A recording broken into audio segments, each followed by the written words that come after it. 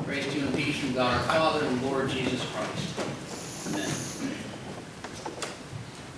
There's a story about a rather pompous bishop who one day showed up at a suburban home and he still had his clerical clothes on.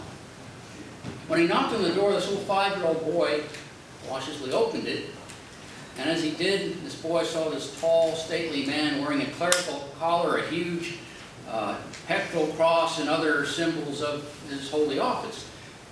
And the awe-struck boy's eyes widened as he looked at the bishop for the first time.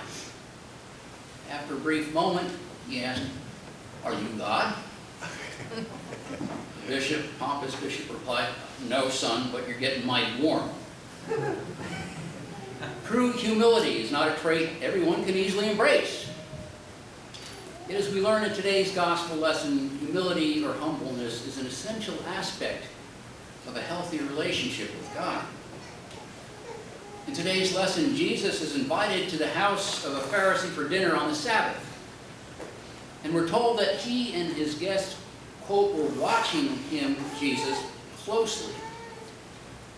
That's because the Pharisees and others, invited Pharisees and scribes, wanted to size up or evaluate Jesus, and in some cases later build a case against him. Just prior to our reading, prior to his arrival, Jesus had encountered a man with dropsy who he healed.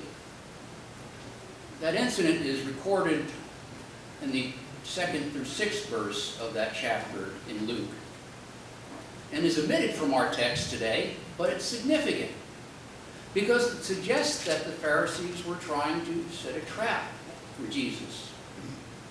Nevertheless, Jesus heals the man and then goes on the offensive by asking them 2 questions about what's permissible on the Sabbath.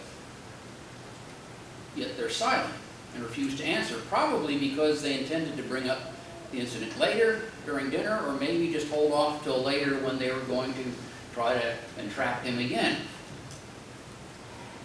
Yet before the dinner begins, Jesus observes some rather silly antics of the Pharisees' guests as they jockey for position of honor at the table.